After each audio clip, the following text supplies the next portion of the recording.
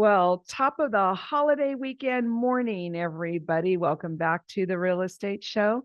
I'm Alice Lema. I'm a broker here at John L. Scott in beautiful Southern Oregon. And what a great weekend to be with family and friends. And today we are repeating the Jim Septic episode, Alice Trejo-Smith, another Alice. There's not very many of us. Alice runs the shop over there at Jim Septic, and it's particularly appropriate for this holiday weekend because those of you who have septics need to have all the maintenance understanding and timing so that your holiday can be uneventful in a septic kind of way.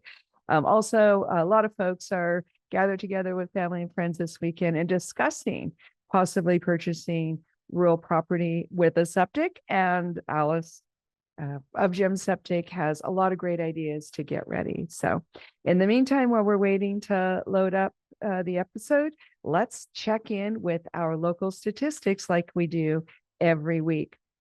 Jackson County prices year over year are up in the residential market this week, up 8%. In fact, the average residential home in Jackson County now costing $479,916.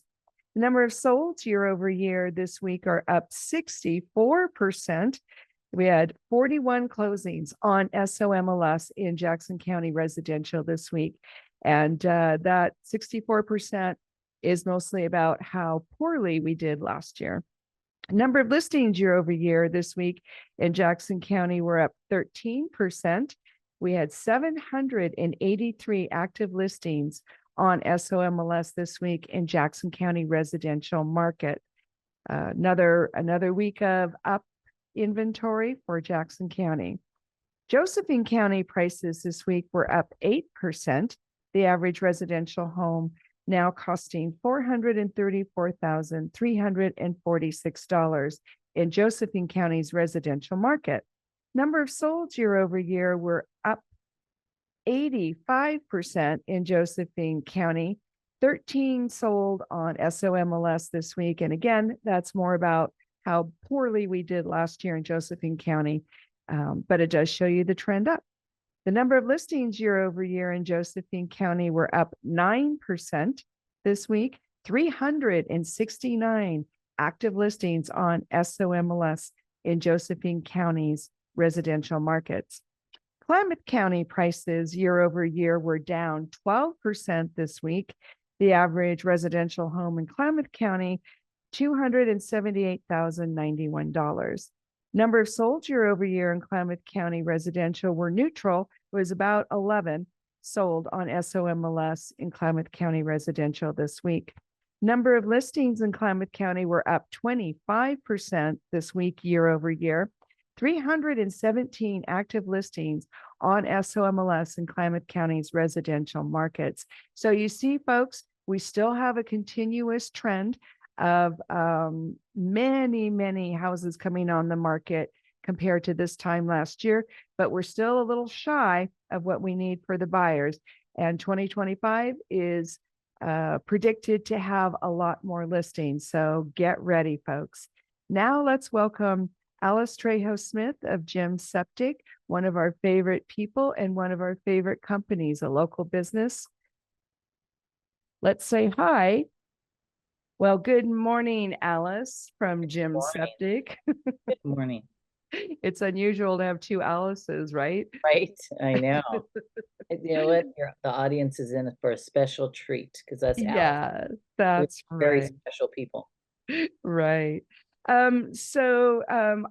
am so intrigued by the whole septic system idea, and I'm just so thrilled that you were able to come on the show today. We've got a lot to talk about. Yes, we do. So why don't we start by just talking a little bit about yourself and your company and how you and Jim got this all going? Well, so Jim Septic Service has been around for 38 years. No kidding. Yeah, they've been around for a really long time. I am the third owner. And me and my husband acquired it about 2.5, almost 3 years ago. And because I went to work for Jim's running their office, and the old owners, they were ready to retire. So they said, well, you're basically running it. Well, what do you think about buying it? So we did. We jumped Wow. in. I had to convince my husband because he didn't know anything about the whole business, and we jumped in, and here we are. We didn't change much of anything. I kept it the same, same clientele, same techs that we have going out. But we love to educate our customers because there's a lot of myths out there, and there's a lot of do's and don'ts regarding septic. So whenever we can, we try to help customers clear blockages, help them. I mean, I actually talk them through it over the phone. If it's going to save them money, we love to do that. Oh, I don't. that's wonderful. Yeah, so we're here to take care of all of our customers' needs, and yeah, we love helping people. Well, and it's such an important service for sure. Yeah. So let's start with what a septic is and what it does, just for those listeners who, Okay. may have one and don't know. Yeah. So more or less, they were designed for a lot of rural areas that weren't connected to the city sewer. And what it does is it's usually a concrete tank buried in the ground. There have been times where we've come across like the older versions that are either metal, or we have seen some that are like concrete, the blocks and rock. Oh, really? Those are very interesting. Yeah. Yeah, because it's like a lot of like wall block. You And wouldn't think that that would be watertight. I know, that's what I'm thinking. They were putting those in. They were putting those in, and it was like a wall block that was back in like the 50s. I think that's when they were doing these, was back then. So were they connecting them with grout or cement or? They were actually like plumbing, like a pipe to dump in there. Okay. Yeah. And the way the septic runs is you have an inlet and an outlet baffle. And what a baffle is, it's a 90-degree elbow that faces, like, points down into the tank on each side of the tank. So Okay. the one coming in is designed that way. That way the solids fall up to the bottom, and then the water floats. So then when the water reaches a certain level, all the way up to the outlet baffle, it leaches into that baffle and goes to a drain field. So that water is called effluent water because it's not clean, obviously. And the drain fields are perforated pipes that are buried with a lot of sand and a lot of rock. And there is some soil as well. So it's designed that way, so that way when it goes from the tank there, it leaches slowly into the ground, and then eventually, the soil kind of takes out the bacteria.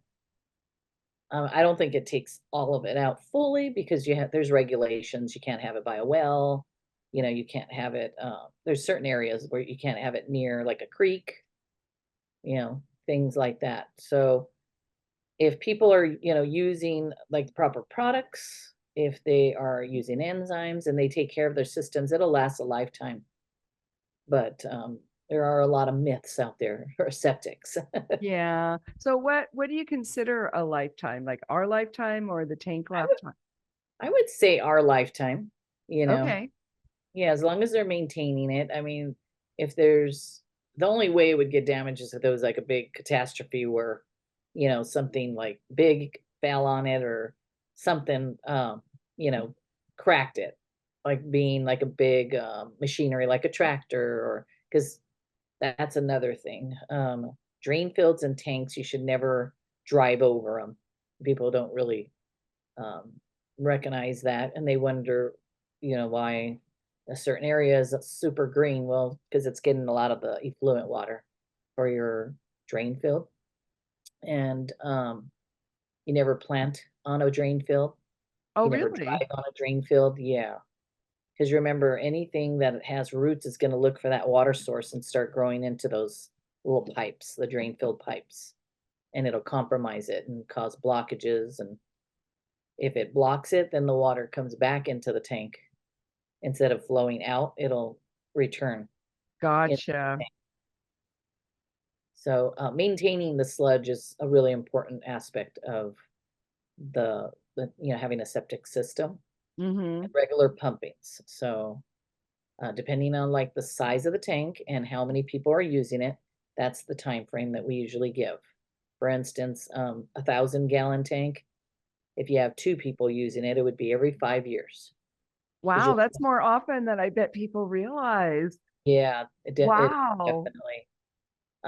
There's also a lot of myths. People think putting yeast in their tank is gonna help the enzymes. But if you think about it, what does yeast do when you bake? It Makes things right. rises. Yeah, so we can tell that when people use the yeast because it's Oh, pretty gnarly, I bet. I pretty bet. gnarly and foamy in there. Foamy, like the froth on a beer. Right. Yeah, exactly like that. Wow, I hadn't heard that. We just have a handful of seconds left before we have to go to commercial break. So when people's tank backs up and you open it up and you see all that froth, you're thinking, or do they tell you? Do they tell you they put yeast in it? Well, usually when they go to set it up, I usually ask if they're using an enzyme, and then if they say, "Well, I put yeast down there," and then I let them know what yeast does, And and then you know what you're in for. yeah. We're talking with Jim Septic Company. This is Alice Trejo-Smith. We have 2 Alice's today on the Real Woo. Estate Show. We do have to take a quick break for a word from our sponsors. Well, hey, Southern Oregon, welcome back to the Real Estate Show. So before the break, we were talking about people putting things in their tank, thinking that they're doing something good for the tank. Can we go back to that yeast enzyme idea? People think putting yeast in helps the bacteria, and I don't believe that it does because we haven't seen anything in there that supports that. All it does is just foam things up and make it a little harder for us to pump. What you want to use is you want to use an enzyme designed for the septic system. That way, it breaks down those solids. And people think putting that in, they don't have to pump regularly, but that is not true. Oh, You'll have to okay. pump. What it does is it breaks things down and makes it easier. So us pumpers, when we go pump you out, everything comes out smoother. Uh-huh. Because the longer it sits in the tank, the harder it is to get out. Oh, I didn't know that. I think people Yeah. think it's just in like suspended animation. Yeah, it tends to kind of suction to the sides and walls and bottom. And when you use enzymes, it makes it super smooth. It sounds gross, but it just comes right out when the guys pump it, They can tell when they like start pumping a tank if people are using enzymes or not. Mm-hmm. Yeah. Mm-hmm. Um, and this is gonna sound kind of gross, but they compare it to like it looks like oatmeal. Okay. Yeah, You're never that's gonna what want to they're eat oatmeal hoping. again. That's what they're hoping. Is that what you're saying? Yeah. Well, and you have a great crew. How many trucks or crews do you run? So we have 2 trucks, but currently we're running 1. We've been a little bit in our slower season, but Mm-hmm. we're hoping that to pick up by spring and summer, and we'll be running both. Mm-hmm. So before the break, you mentioned that for 2 people living in a house with 1,000-gallon septic tank, would that be like a 2-bedroom? 2 to 3 bedroom. Okay. But you were suggesting that they clean out and pump their septic every 5 years, which I think is fabulous. I am so in favor of that. What are some of the larger size tank and if you have a lot of people in your house? So there is 1,500 gallon, and now there's 2 different types of 1,500s. There's an open, that's one big large tank, and Mm-hmm. that one gives you like a little bit more of a time frame than the 2-part. So what a 2-part is It has one side for the solids and then one side for the liquid, which is a dosing tank. Huh. So if the one side is taking on the solids, you have to go by the 1,000-gallon time frame, even though it's labeled as a 1,500. Oh, that's interesting. Yeah, so the 1,500 open, then that gives you a lot more room because it's one open 1,500-gallon tank, and the time frame is a little bit longer. So, for instance, the time frame for the 1,000-gallon, we have there's some people that have like 6 people or 7 people using it. On a Yeah, 1,000-gallon tank? 1,000 gallon. So they have to pump every year to year and a half. Don't go any more than, longer than that. Wow. Okay. The more people you that are using the system, then the time frame lessens. Hmm. Well, that makes sense. Yeah. And so we give them a product list. Product lists is the do's and don'ts, things to put in there and things not to put in there. So believe it or not, there's a lot of products out there that, especially toilet paper, that says septic safe, and it is not. Really? How so? All those plush toilet papers, Uh-huh. they don't break down. So they just like they clog up and get caught up in either the pipe going in or right at that baffle. They Oh, ball up. And wipes, that's another one that people use. Those I tell them that it's just gonna mess up their system because not only could it clog going into the tank, but remember the water floats on the top of the tank. So it can float out when it floats on the water to the outlet side and clog that end. As wow. Wow. And they're not fully degradable they're is not at all. which is No. how you and I met. But yeah, those wipes, I didn't realize that they're not, and this was not me or my tank, it was a customer. But Yeah, anyway, yeah, the wipes are not fully degradable. no, So is it similar to an RV? Because RV has special rules for their tanks. it is similar. Yes, it is. Definitely. Yeah, you still have to use you want to use a toilet paper that is like a quick dissolve. When it hits water, it disintegrates. So that Mm-hmm. way you don't run the risk of getting blockages. Mm-hmm. So And how do you find that in the store? What do you look for? one of I think the one brand that we found that works the best, the one that I could find is the Scott's 1000. And also MD is a really good one as well. So Okay. all those plush brands like, um, well, I don't know if you want me to name brands, Oh, but that's okay. Well, yeah, it's so great, there's a lot of the good ones. Let's leave off the, but yeah, so we get it. there's a lot of plush brands out there that just they never break down. And as a matter of fact, when we go to pump, they will be on the top, layer that we call the biscuit layer. A Do you? biscuit Is that layer is what you all the call toilet it? paper that, yeah, it's never disintegrated Wow. and it hardens. It's gross. The guys Oh, wow. have to kind of Wow. chisel through it just to be able, Really? yeah, just to be able to pump the tank. Dang. Dang. Okay, folks, you heard it here first. Scott's 1000 or MD. And does the label say anything about being septic safe? There are a lot that say septic safe, but yeah, they're not. Oh, I see. I see. Okay. Okay. Not sure what criteria they have to fall under to get that on the label. Maybe that it Hmm. flinches. Not sure. Hmm. But Hmm. yeah, there's a lot of them that are not. Well, and that's really interesting because what I hear you saying is these parts that don't dissolve actually collect and form a crust of some kind Yeah, on a system that's supposed to be fluid and I guess constantly in motion, at least somewhat. right. Wow. And the that crust, it kind of sometimes blocks like solids from going down. So yeah, it's not really a pleasant thing for my guys to have to clean out, but that's what we're into, the poop. Well, you're definitely lifesavers, that's for sure. So what other ways of being kind to your septic system can you recommend to people? I would say, one of the other things that we recommend is to stay away from like the pods, powdered soap, and anything with oxy. So what happens with Oh those things? no, really? Yeah. So you So live in the country and your stuff gets really dirty, and now you would hurt your septic by using the pods and the oxy? what happens with that is it creates this phosphate buildup in the pipes, in the tank, and also in your drain field.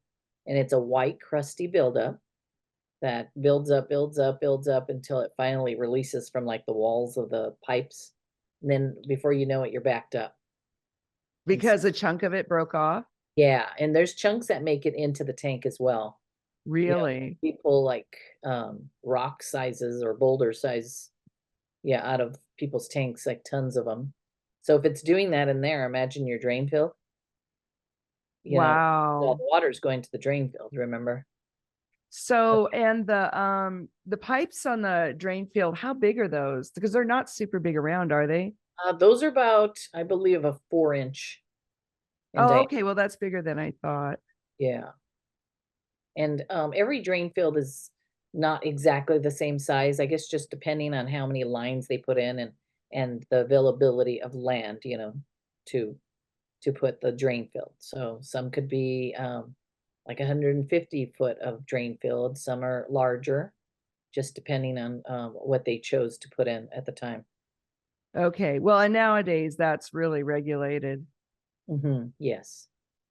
Okay. So, what do you use instead for good laundry results when I you would live in the say, country? Especially, could you imagine having kidlets yeah, oh yeah. or Any, working people? well, any liquid laundry detergent is good. So you want to stay with the liquid, not the pods or the powder. And then a liquid that does not have oxy in it. There's a lot of them that don't have oxy. So you have a lot of choices. I know it's super convenient with those pods. You just toss it in there. And not only in the laundry, but the dishwasher as well. No pods in there either. So it's not only the soap itself, but Mhm. it's the little The encasement. encasement because it that doesn't dissolve completely. Is that what you're Yeah. saying? Yeah, I mean it dissolves in your laundry, but when it goes down, it like makes this, like I told you, this white chunky hard stuff like buildup that we have to Uh-huh. pull out of tanks. So it doesn't completely like disappear. Wow. Well, there's certainly a lot more to it than I realized. And I've lived on septics most of my life. And a lot of times we, like I said, we educate the customers over the phone. I ask them like a lot of key questions, and they probably think I'm a little crazy. Like, why does she want to know what toilet paper I use? Well, welcome back to the Real Estate Show, folks. I'm Alice Lema. I'm a broker at John L. Scott Real Estate here in Southern Oregon. And we're getting to interview Alice Trejo-Smith of Jim's Septic, which is super, super interesting. I thought I knew a lot about septics, but it's great to get educated. Before we get back to our interview, just want to remind you that this episode will be repeated tomorrow morning, Sunday at 8 a.m. on this very same station, our new radio home, the ACE 1300 AM. So, Alice, we just have so much more ground to cover, no pun intended.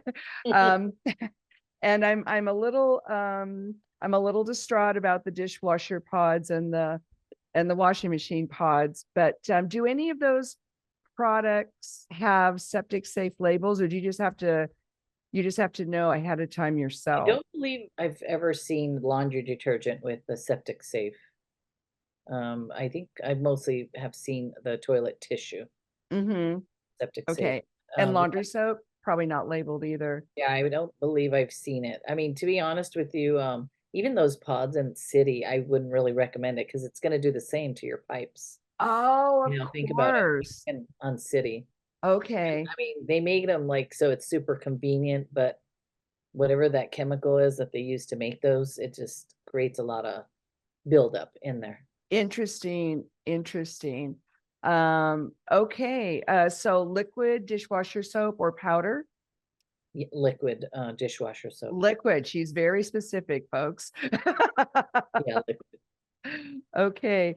I wonder if those would be more economical too, now that we have such high prices on everything. I wonder if that'd be more affordable. Right. Yeah, I Well, it's believe so. definitely more affordable than fixing your septic. Yeah, definitely.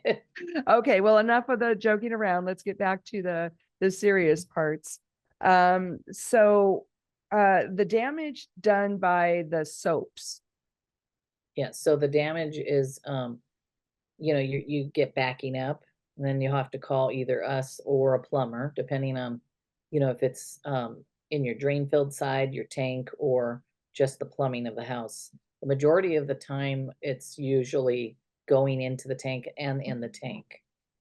And, what we usually have to do is, well, we'll snake them out to get some of it out, and then we have them use, uh, the enzyme BioClean. I don't know if you've ever heard of it. Yeah, yeah. So, it's a commercial grade product that we sell. It is, super, super good. It uses, you can use it in your fifth wheel, you can use it in your travel trailers, and Oh, that's also in your cool. septic. So you can use it as a monthly treatment, but you Okay. can also use it in every drain in your house. Put it, a little scoop in every drain, and let it sit overnight for 5 nights, and it'll get rid of all that phosphate buildup, the black gunk, hair in the P traps, all of that. If you So is do that, that something people can do even in town? yeah, they can do that. Yep. Um, we also, if we find a lot of phosphates, I mean, like a really huge amount, we will either bioshock the tank or bioshock the drain field with that same product. So that means putting probably a good 2 to 3 tubs of it, and they're 4-pound tubs. Oh, wow. Yeah, so just to so it can eat away at all those phosphates, so it doesn't cause any further damage.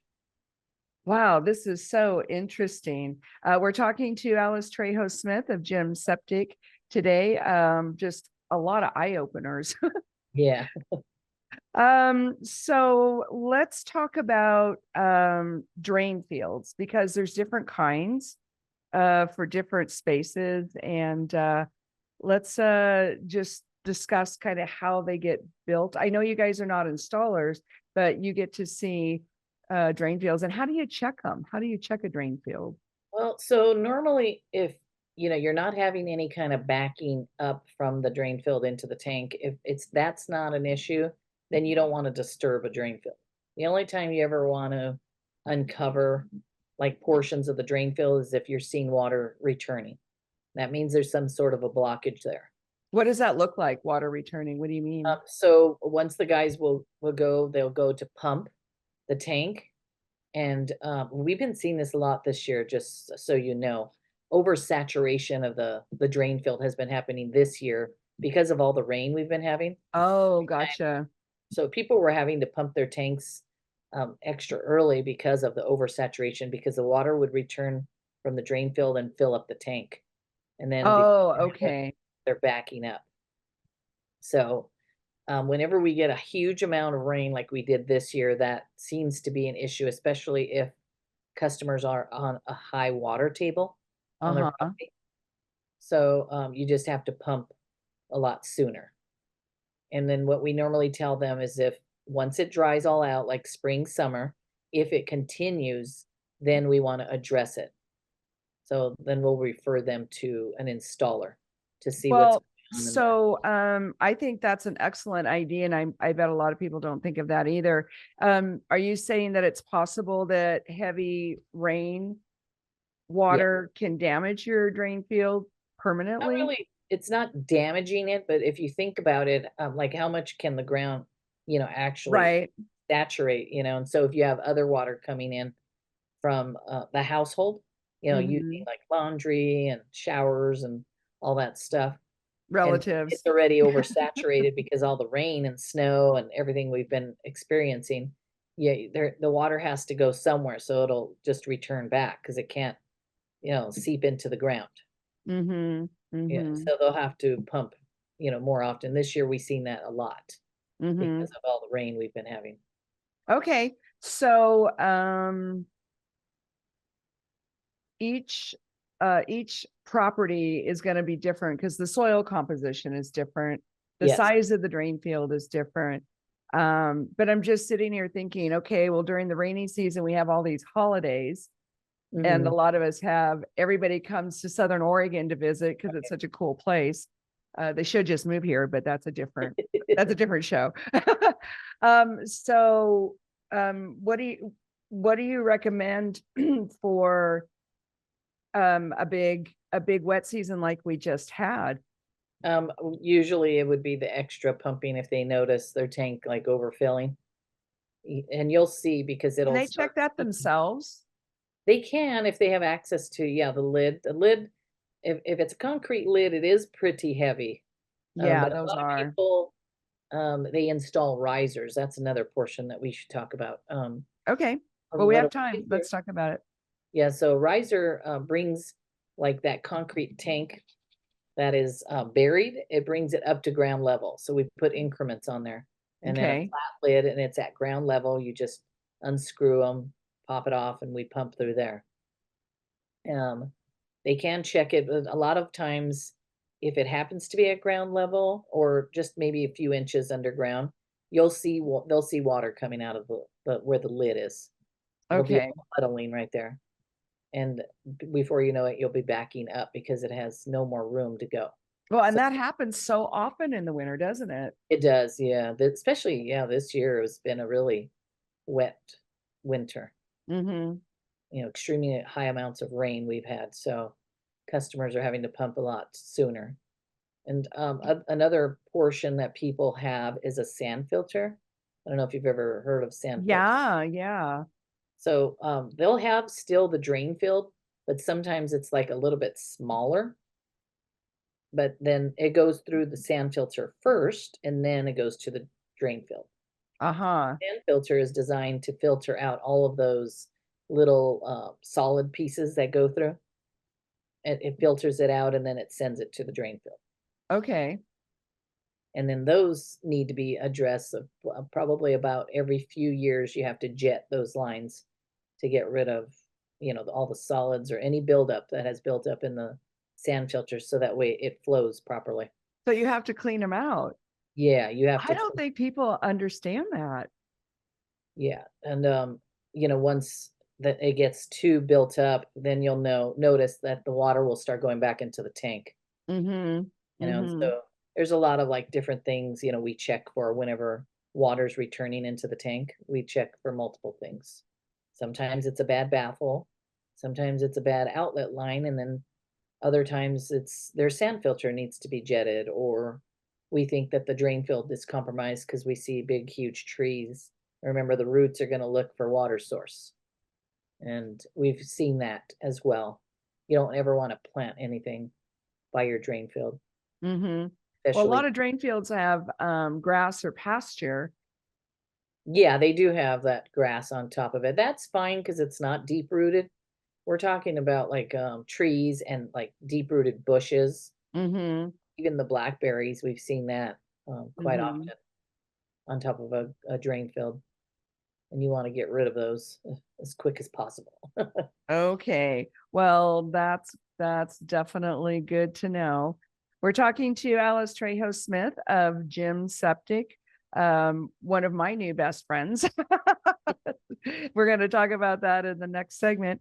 We want to say thank you to our sponsors, John L. Scott, Ashland and Medford, Guy Giles Mutual Mortgage, and our own local Rogue Valley Association of Realtors, also known as RVAR. We appreciate your sponsorship so much. We'll be right back with Alice Trejo-Smith. Welcome back, everybody, to the Real Estate Show. Alice Trejo-Smith from Jim Septic is here with me today. And wow, I have learned so much. Thank you so much, Alice, the other Alice, for coming on. Thank you for having me. Appreciate it. So we only have one segment left and we still have so much to talk about. Where do you want to start? Well, we can talk about, let's see, the myth of you never have to pump. We've had customers that think you never have to pump, and then all of a sudden they're calling us and backing out. We had one not too long ago. They hadn't pumped for 20 years.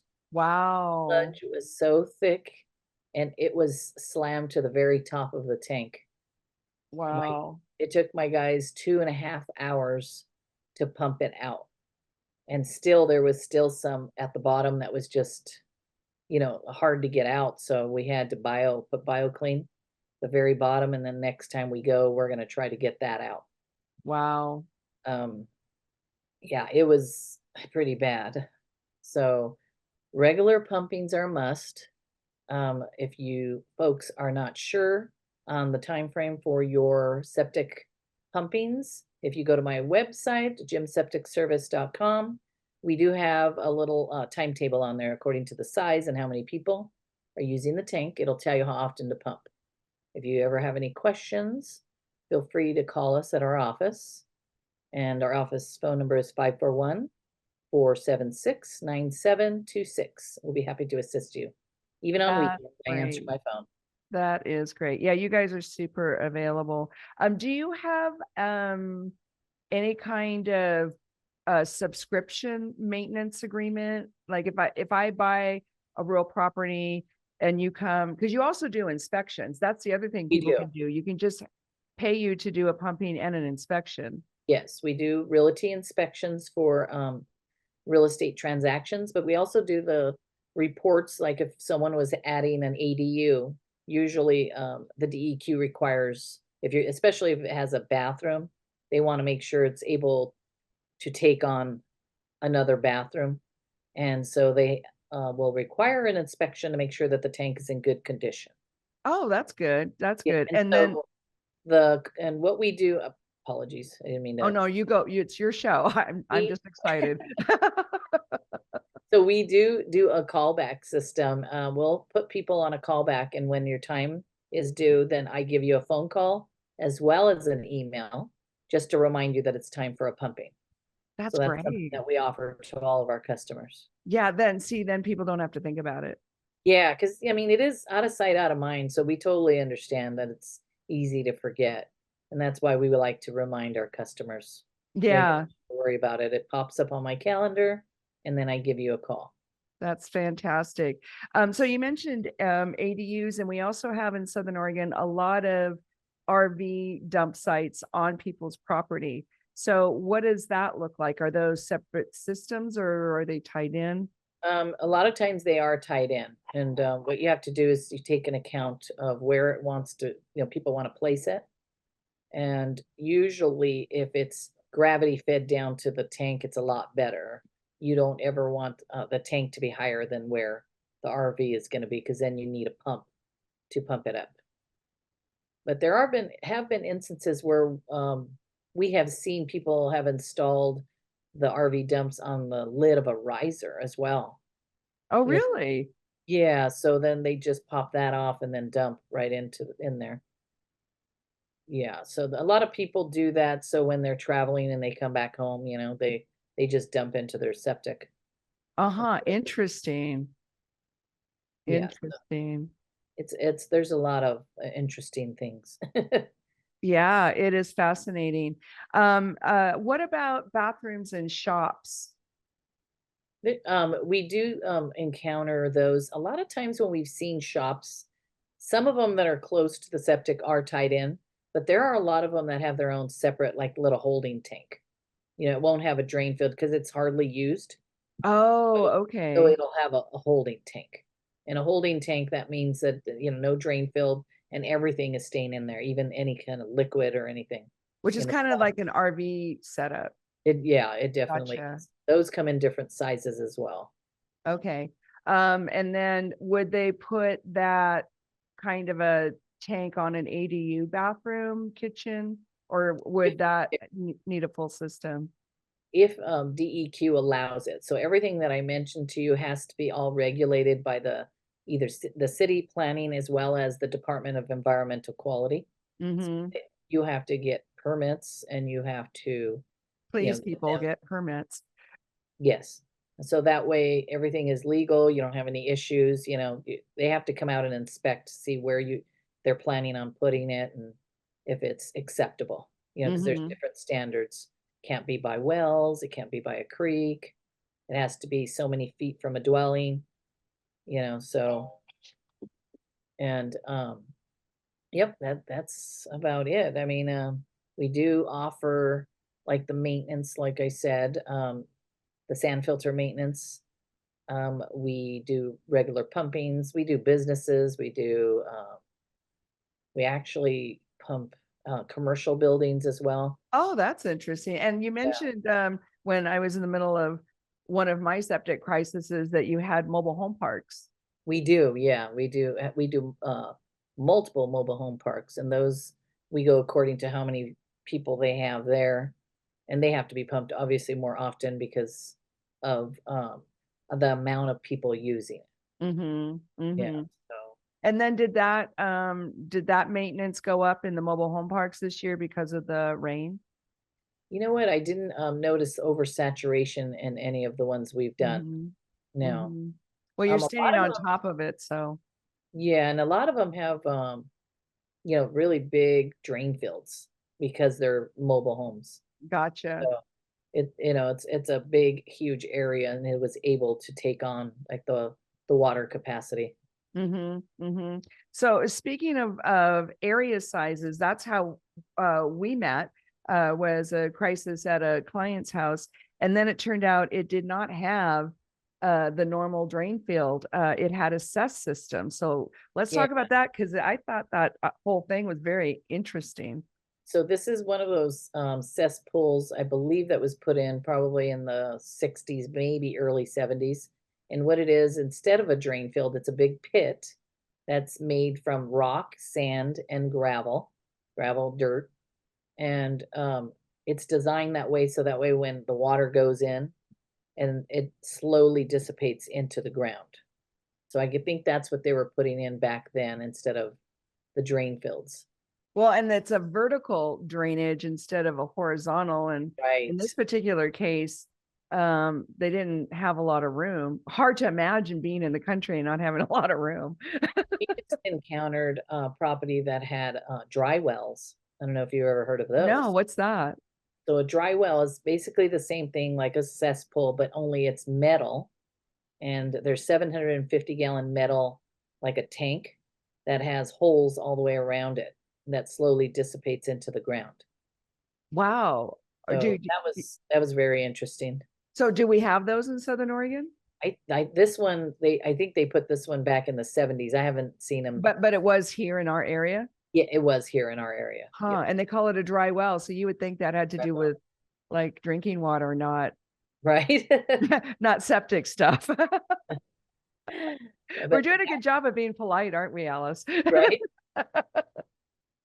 I mean, it worked really efficiently. So, we had that was a real estate transaction, by the way. So we did Uh-huh. work, and it was super efficient at disintegrating the water down into the ground. So Interesting. And that's a vertical system as well. it is, yeah.